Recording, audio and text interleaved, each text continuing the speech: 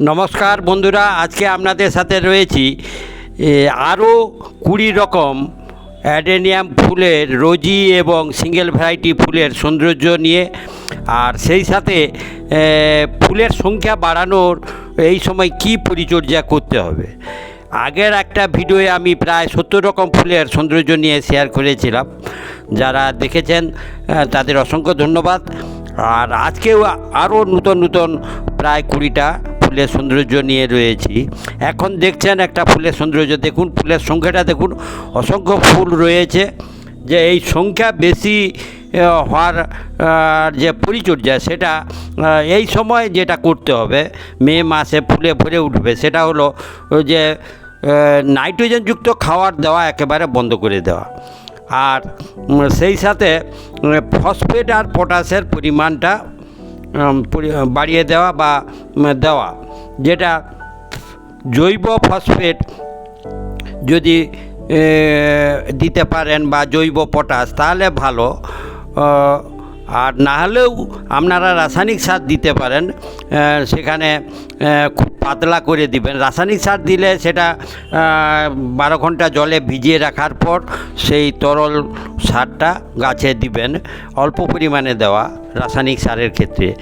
আর যদি জৈব ফসফেট জৈব পটাশ দেন, খুবই সহজ উপায়। পটাশের হচ্ছে কলার ছালকে ভিজিয়ে রেখে বা পেঁয়াজের খোসাকে ভিজিয়ে রেখে সেখান থেকে ভালো পটাশ সার পাওয়া যাবে জৈব।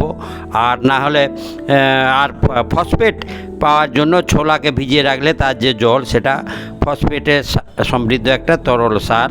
ছোলা ভেজানো জল বা পেঁয়াজ ভেজানো জল বা কলার ছাল ভেজানো জল গাছের গোড়ায় দেওয়া। কারণ এখন তাপমাত্রা বেশি, রাসায়নিক সারটা দেওয়ার কথা বলছি না।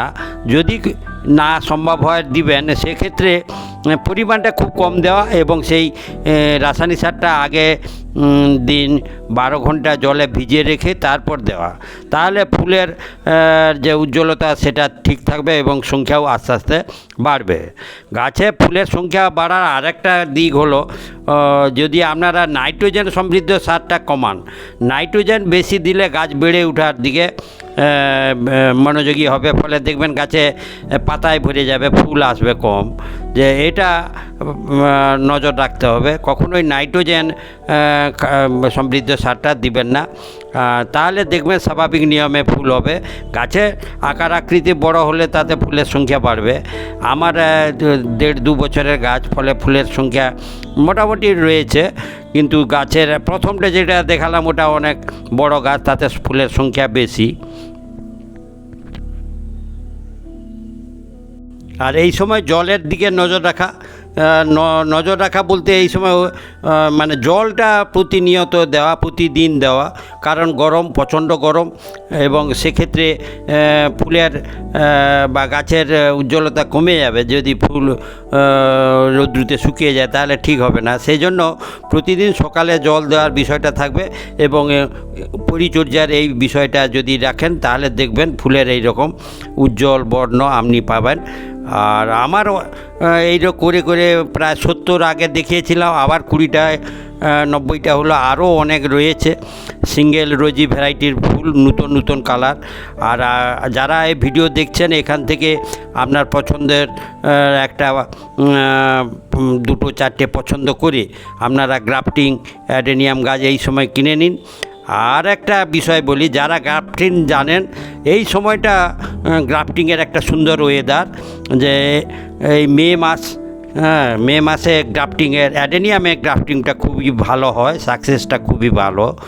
আমার অভিজ্ঞতা, পূর্বের অভিজ্ঞতা। তাই বলছি, যারা গ্রাফটিং করতে চান তারা আমার পুরনো ভিডিও দেখে নেবেন। একাধিক ভিডিও রয়েছে, সেখান থেকে খুব সহজ সরলভাবে কিভাবে অ্যাডেনিয়ামে গ্রাফটিং করা যায় সে বিষয় রয়েছে। আশা করি ভিডিও দেখলে আপনারা করতে পারবেন। আর সেই জন্য আমি বলছি যে আপনারা গ্রাফটিংটাও এই সময় সেরে নিন। আমি আমার যেগুলো দরকার ছিল গ্রাফটিং আমি করে নিয়েছি। এইভাবে আপনারা আমার সাথে থাকুন, আর পরবর্তী ভিডিও পাওয়ার জন্য সাবস্ক্রাইব করবেন। ধন্যবাদ বন্ধুরা।